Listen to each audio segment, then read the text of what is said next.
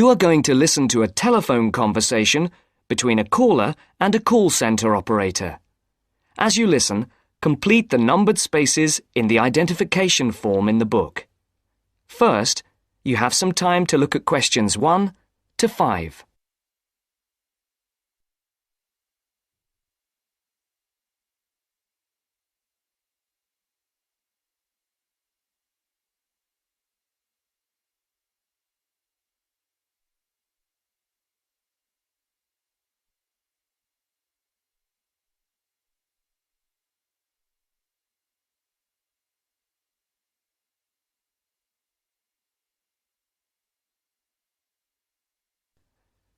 You should answer the questions as you listen, because you will not hear the recording a second time.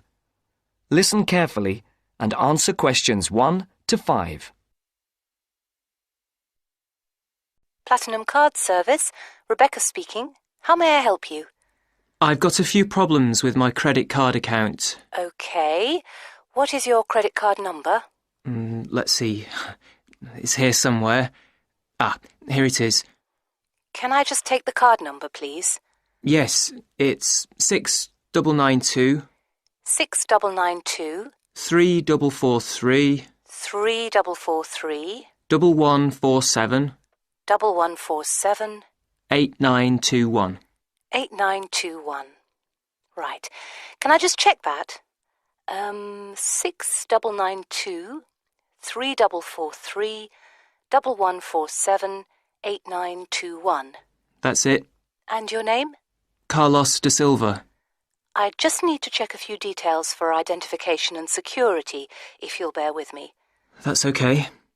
And what's your postcode? SE1 8PB. SE1 8PB. That's it. Vauxhall Close, London? Yes, that's right. And the house number? 43. And can you give me your date of birth? 13th of the 7th, 63. And one further check, if I may. Can you give me your mother's maiden name? Yes, it's Moore. Is that Moore? Yes, that's it. Before the caller and operator continue their telephone conversation, look at questions 6 to 10.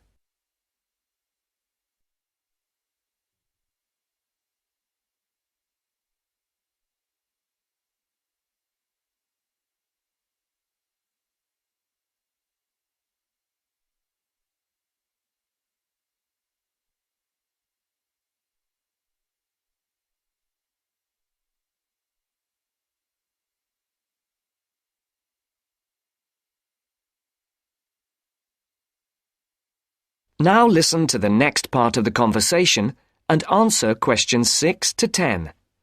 For these questions, there are 3 alternatives: A, B, and C. Decide which alternative is the most suitable answer and circle the correct letter. Yes. Now, can we get on with this? Yes, sir, certainly. I'm sure you'll appreciate that all these checks are necessary for security reasons. So, what exactly is the problem? Problems? Okay. Well, first, your computer seems to have gone mad. I sent you £500 and on the statement for the account it shows that I only paid £300. Yes. The account does only show £300 was paid. Well, I paid the £500 in at the bank and I have my receipt, and my bank statement shows that £500 has been taken from my account. Oh, I see. What I'll do is check with the bank and see what they say. OK. You said there was something else? Yes, as if that wasn't enough. My account shows that £107.27 was paid to a company called Pan Express. I don't know who this is. Let's have a look. Well, it is genuine. I can assure you it's not mine. It was made on the evening of the 12th of May. Maybe it's a restaurant bill you forgot about? There's no way that... Oh, wait, hold on. Yes. Oh, it's okay. I've just realised what it is. It is a restaurant bill. The name of the company is different from the name of the restaurant. My mistake. I'm sorry. That's okay. Was there anything else? I don't know if I dare. What is it anyway? Well, it's, the amount of interest seems to have gone up.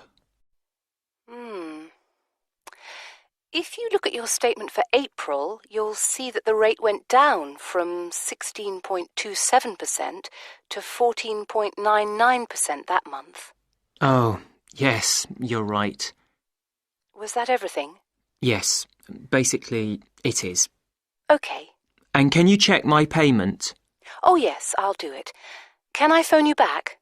I'll be at home for the next 2 hours. I have to leave at 11. Right. What's your number? 020 7989 7182. Hold on. 020 7979? No, it's 7989 and then 7182. So it's 020 7989 7182. Yes, that's it. Okay, I'll phone you straight back. Thanks. Bye. That is the end of part 1.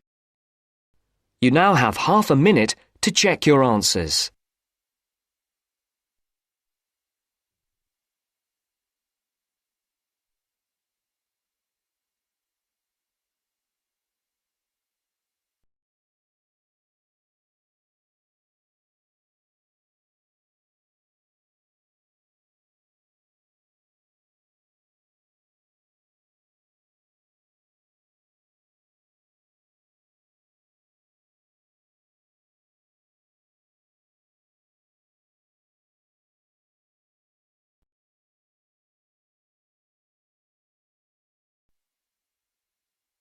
Now turns to part 2. Part 2. You will hear a library assistant talking about the library she works in. You now have 30 seconds to read questions 11 to 15.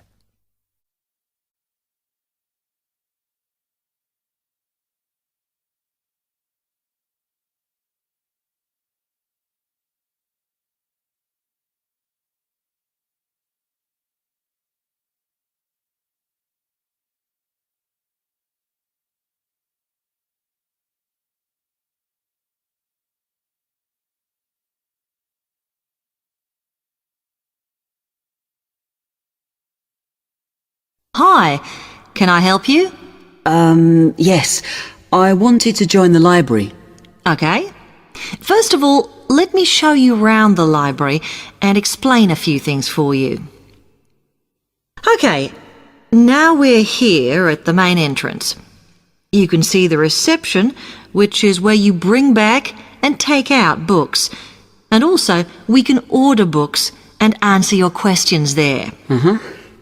Next to the reception, where you can see those old desks, is where we keep the magazines, because you can sit down and read there. They're divided into sections for sciences, geography, arts, etc.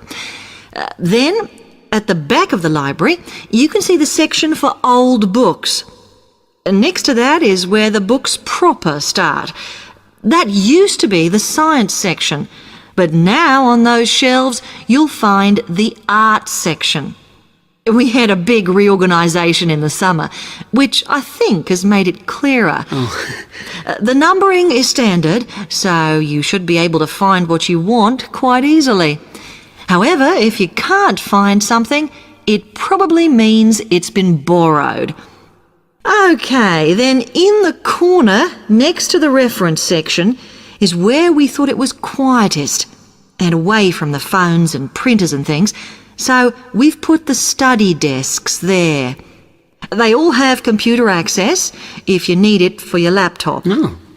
We do ask that you don't just read magazines there, though. Okay, then there's the reference section, where you can look up the files. Then, as we come back to the main entrance, is the next section, where we used to have the languages. It got very busy and noisy, so when we moved everything round, we decided to put the law books here. Also, because it's a smaller section, it fits quite well here. OK then, we're back at the main entrance. Over there, by reception, there's a door that goes to the extension. And we have further sections, such as languages and study desks through there. So you could have a look round when we've finished. Then, just between reception and the door here, is where we decided to put the computers. But the computer magazines are in the magazine section, as we found too many went missing here. OK, is that everything? You now have 30 seconds to read questions 16 to 20.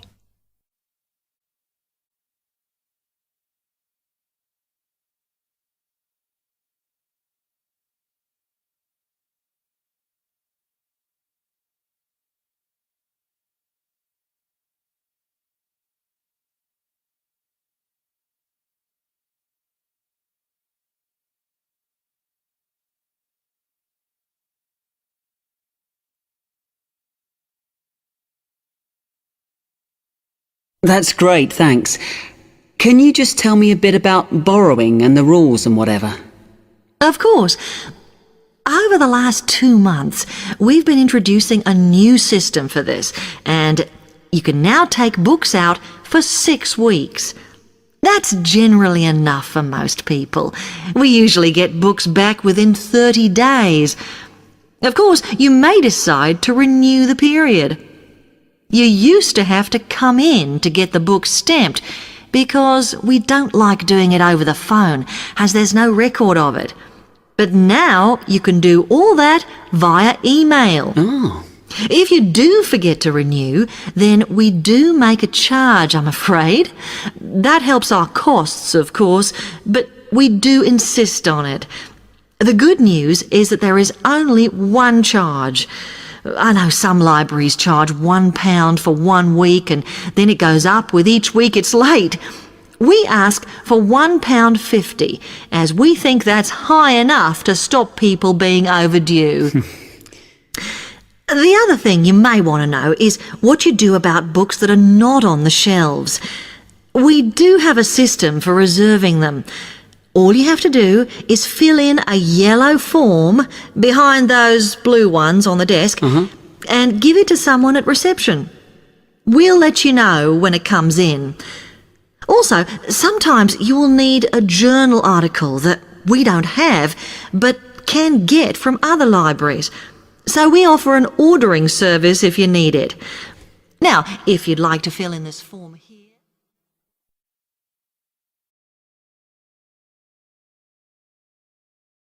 That is the end of part 2.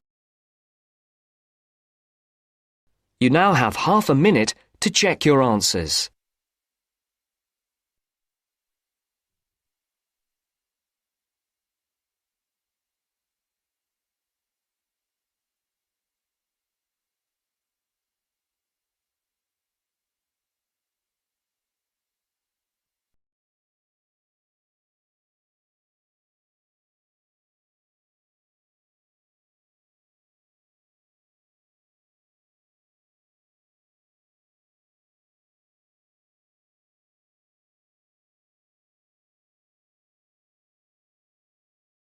Now turns to part 3.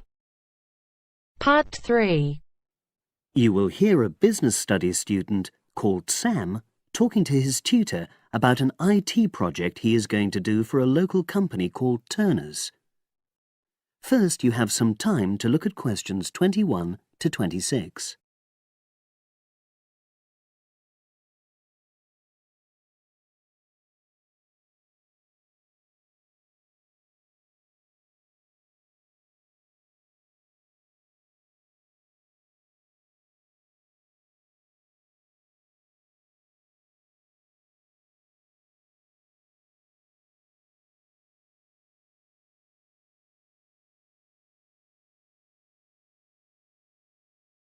Now listen and answer questions 21 to 26.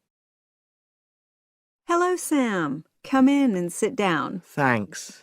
You're here to discuss your company-based IT project, aren't you? Yes, I've been to see the manager and he's given me a lot of ideas about projects that the company would find useful, but I wanted to ask your opinion about them before I choose one. Yes, that's fine.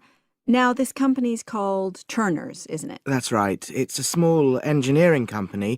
They make machine components for trade use.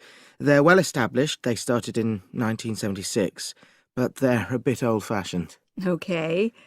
And what kind of projects did Turner's suggest you could do for the company? Well, they want some improvements made to their customer database.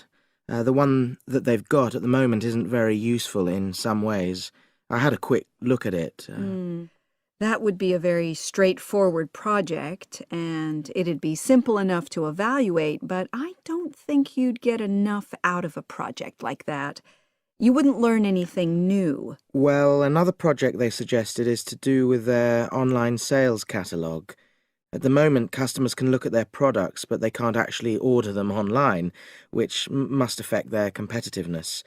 But I said I thought it would take too long. It's quite a big task. You're right. It's too much for the time you've got. It's a pity, though. Then they want some help with their payroll system. At the moment, the way they calculate pay involves a lot of manual accounting. I suggested they could have a system where employees register electronically when they arrive and leave work, so the hours they do could be transferred automatically. I think you'd get a lot out of a project like that. It would extend your skills, but it wouldn't be too much to take on. A student did something similar a couple of years ago, but this is slightly different. Well, then they need help with their stock inventory. They do everything manually. Really? Yes, and it takes so much time. It's probably very inaccurate, too. An electronic inventory would probably be the biggest single benefit for the company. I'm surprised they haven't had it done before. I know. Then they wanted to improve their internal security. The manager had visited other companies where the staff use swipe cards to access various areas of the building. It sounded useful, but the trouble is I'm not really sure how to do it. Well, I think you're right in that assessment. At the moment, it's probably a bit beyond your level of knowledge. Is that all? Just one more. Customer service. They want to be able to collect feedback from their customers in a more systematic way. At the moment, it's a bit of a mess, and they probably lose business as a result. Would that involve you going to see customers at their own premises? Because in that case, you might have to do a fair amount of traveling, and that would incur expenses that haven't been agreed with these companies. I never thought of that. Well, it might not be a problem, but it's something that needs clarifying. Well, I hope that's been helpful in narrowing down the options. Yes, it has, thanks. I'll be able to make a decision now. But while I'm here, can I talk to you about coursework? Sure. Now you have some time to look at questions 27 to 30.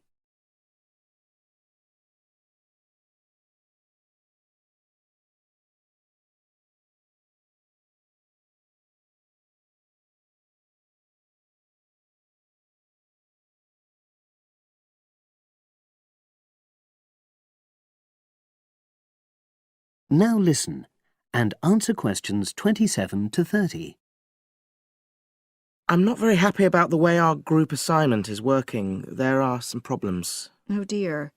Are people just not getting on with each other? That's the worst thing. Actually, we're all friends. It's not that. But when we're having a discussion about the assignment, one or two people end up doing all the talking and the rest don't say anything. It's a bit frustrating because we need plenty of debate. Well, that's a common observation.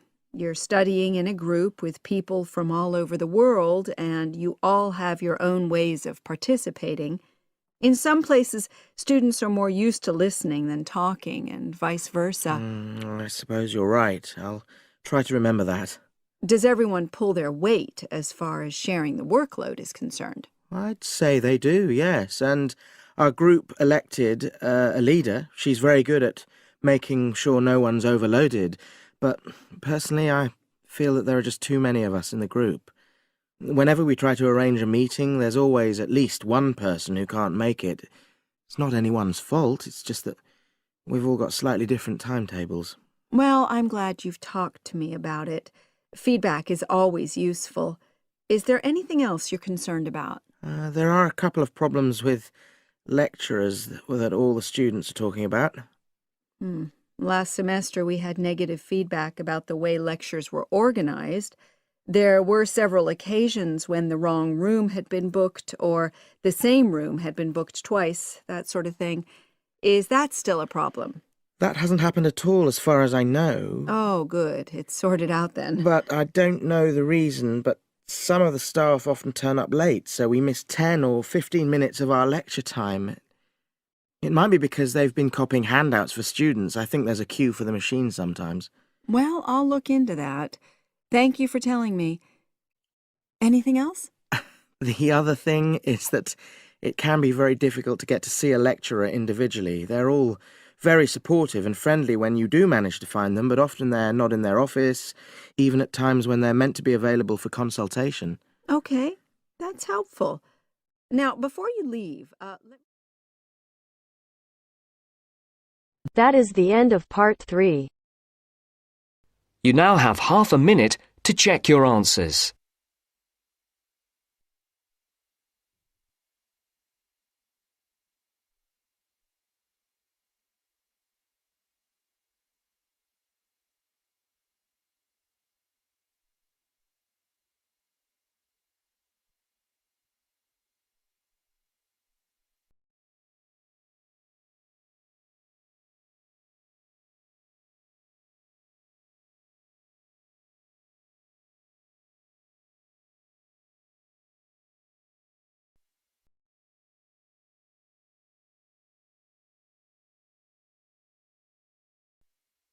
Now turns to part 4.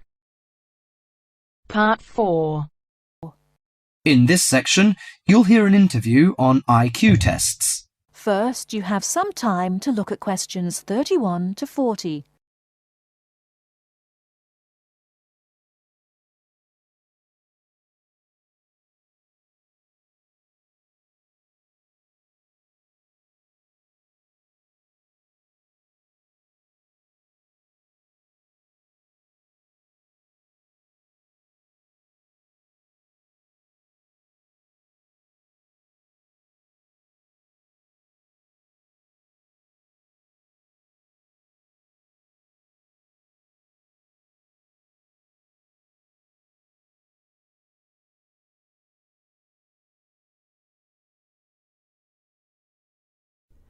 Now, listen carefully and answer questions 31 to 40.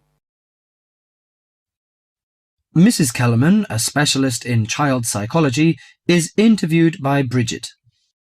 Mrs. Kellerman, why is it that some children perform much better than others at school? Obviously, it can't be denied that certain children are brighter than others, but it's not as simple as that. A lot of emphasis is placed on intelligence measured by tests, so-called IQ tests, which only measure certain types of intelligence, such as basically linguistic and numerical skills, or reading and mathematics to put it plainly, which is unfortunate because some children are bound to suffer. A good example was a friend of mine's son who was kept out of the top class at school because of his average IQ. That's around 100. His father, though he had no idea his son was going to be an architect, always said he was a clever child. Apparently, he was able to picture things in his mind and draw accurately at a very early age. The point is that his university life might not have been so difficult if his ability had been recognized sooner. What you're saying, then, is that some children have abilities that are not easy to measure, that aren't appreciated by many schools. Precisely. And if these schools are not spotted sufficiently early, they cannot be developed. That's why, in my view, there are so many unhappy adults in the world. They are not doing the things they are best at. What are those other kinds of intelligence? How can we recognize them in our children? Well, take musical talent. Many children never get the chance to learn to play an instrument, but while they might not become great artists or composers, they may get a lot of pleasure and satisfaction. Musically gifted children are fascinated by all kinds of sounds, car horns, animal noises, and so on, and they can easily recognize tunes and sing them in key. How can a parent encourage them? Sing to them and teach them new songs. Buy a piano or even a cheap instrument such as a recorder. If you can afford it, send them to music lessons as soon as possible. Play recordings of different instruments to them. What about a child who is good at sport? Could that be described as a form of intelligence? Most certainly. We psychologists call it motor or bodily intelligence. These children move gracefully and handle objects skillfully. A child who finds it easy to take things apart and use various tools may well become an engineer with the right encouragement. We should give them models to make and take them to science museums. However, unless these children are also good with words and numbers, they will probably not do well in school examinations. Is there anything a parent can do to help in this case? Yes, it may be worth spending money on private lessons, but, hardly anyone is good at everything. In my opinion, a child should be judged on his individual talents. After all, being happy in life is putting your skills to good use, no matter what they are. That is the end of part 4.